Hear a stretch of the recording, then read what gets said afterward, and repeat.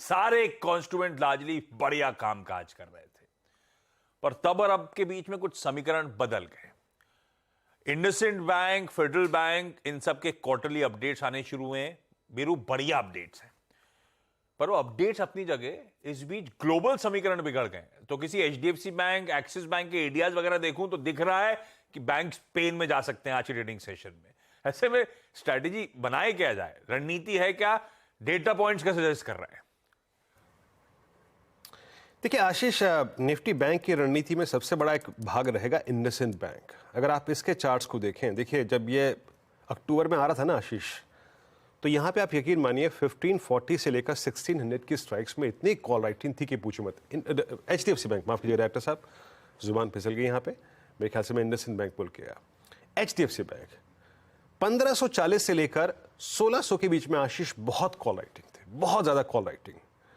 और नीचे 1500 की ही एक पुट ऐसी है जो एक साइजेबल ओआई लेके बैठी है। एज ए ट्रेडर जब भी बैंक निफ्टी ट्रेड करते हैं, याद रखिएगा एक एचडीएफसी बैंक का डायग्राम, ये इन प्रिंसिपल आपको लगा के रखना चाहिए।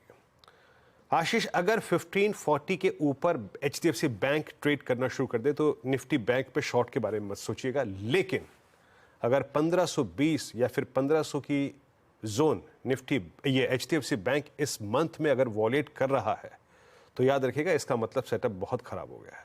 1520 और 1500 के नीचे एचडीएफसी बैंक निफ्टी बैंक पे बहुत प्रेशर डालेगा, और इतना प्रेशर डालेगा कि उसको हैंडल करना मुश्किल होगा। बाकी एयू स्मॉल फाइनेंस बैंक खराब।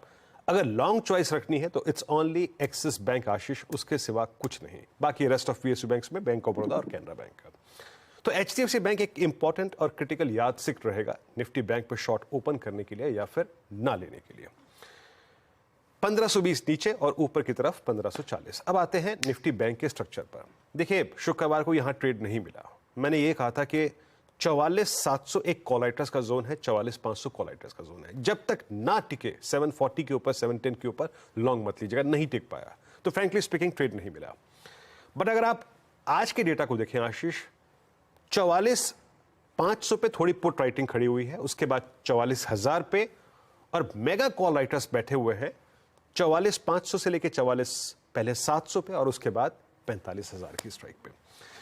एक बात समझ लीजिएगा, अगर ट्रेड नहीं मिल रहा है तो मत कीजिएगा, कोई बहुत जरूरी नहीं है। But in principle bank Nifty को शॉर्ट करने का जोन वही है जो पहले भी डिस्कस करता आया हूं मैं। रेजिस्टेंस वन स्क्रीन पे लेके आइएगा, और वो है 44,730 और 870। यहीं पे फॉलिंग 20 जमा है, यहीं पे कॉल राइटर्स जमा है। अच्छा शॉर्ट ट्रेड इस जोन में बनेगा।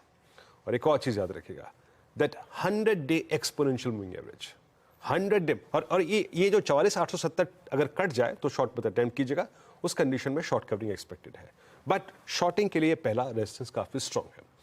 एचडीएफसी बैंक को जहन में रखिएगा। और आशीष, जब गैप डाउन होना तो फर्स्ट बेस बहुत महत्वपूर्ण है, that is 100 day exponential moving average. Base क्या लेके आइएगा प्लीज, 44,292 और 44,149। ये है पुट राइटर्स का जोन, ये है 100 डे में।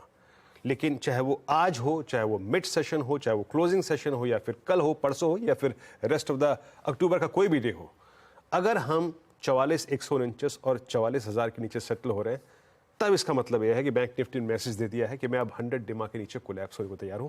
तब भी शॉर्ट करेंगे, और अच्छे तरीके से शॉर्ट करेंगे, तब आपकी 43,500, 43,800 की ट्रैजेक्टरी खुल जाएगी। But admire first base on both indexes. ये 100 डेमा है और वहां पे 50 डेमा था, तो इसके वेट होने का डिसाइसिवली इंतजार कीजिए। ये जोन पुल बैक जनरेट कर सकते हैं। शॉर्ट ओपन करने के लिए हायर लेवल्स ज्यादा अच्छे हैं। और एचडीएफसी बैंक पर नजर रखिएगा आशीष। एचडीएफसी बैंक रडार पे रखिएगा। उसके एडीआर कल के ट्रेडिंग सेशन में मेरे ख्याल से 1.5% के आसपास मेरे ख्याल से दबाव में था।